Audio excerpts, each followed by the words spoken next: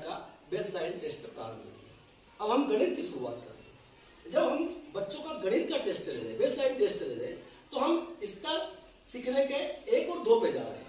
सबसे पहला हमारा प्रारंभिक में, अभी प्रारंभिक में हमारे सामने 4 प्रश्न दिए और उसमें से 4 में से 2 प्रश्नों के उत्तर सही दे देता है तो हम उसको 1 अंक की संख्या पे ले जाएंगे, ठीक है।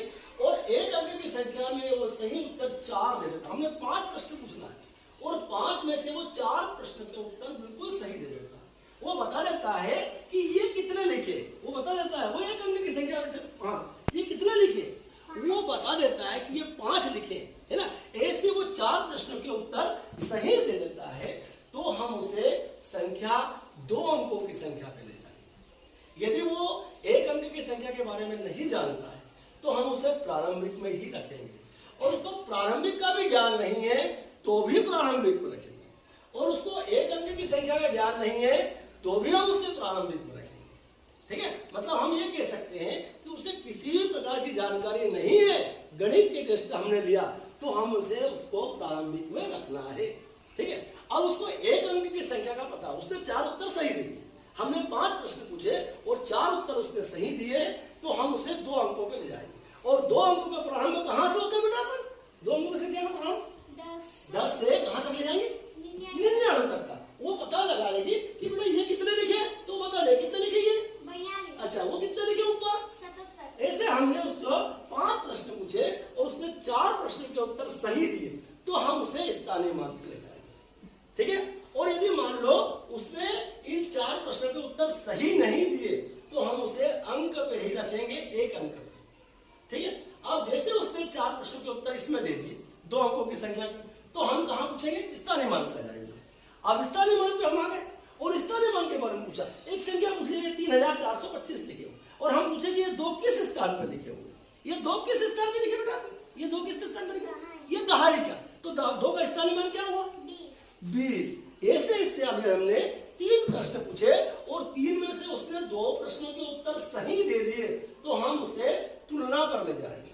उसे तुलना करना कौन सी बड़ी है और कौन संख्या, जैसे मान लो ये 2 संख्या हमारे पास है और हमने पूछा बच्चे से कि ये 2 संख्या है ना। आप खड़े हो, ये क्या लिखा और ये क्या लिखा हुआ? ये 38 लिखा और ये 19 लिखा। अब इसमें बड़ी कौन सी?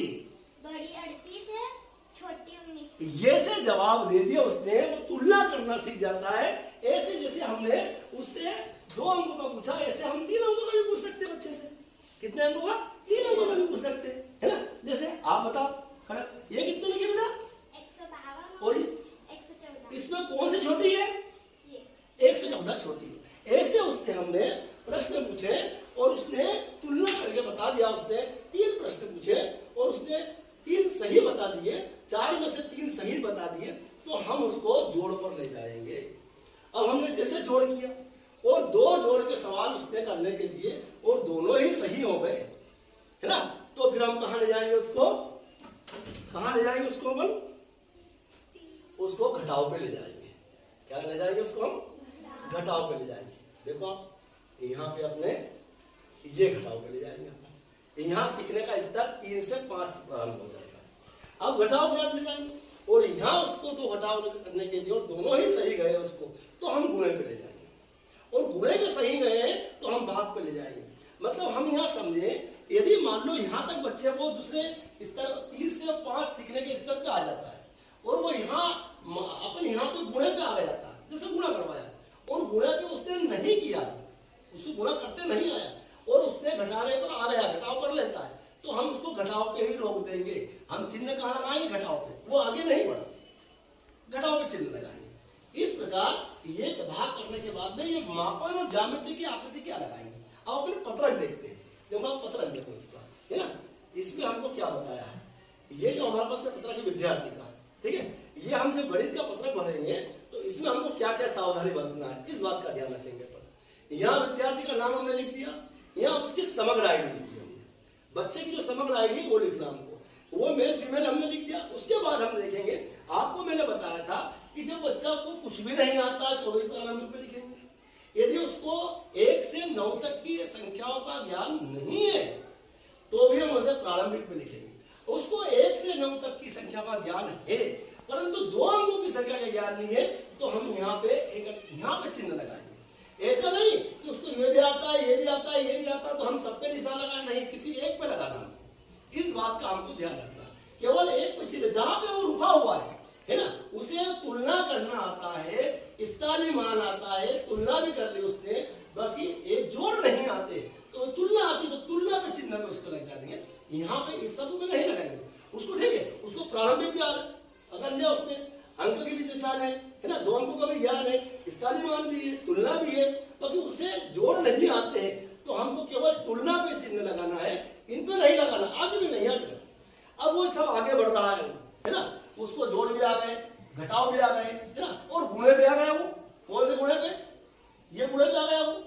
अब वो जोड़ थोड़ा गुणे, अब यहाँ पे आके रुक जाता है और यहाँ पे ये वाली चीज है तो यहाँ पे चिन्ह लग जाएगा, आगे नहीं बढ़ना।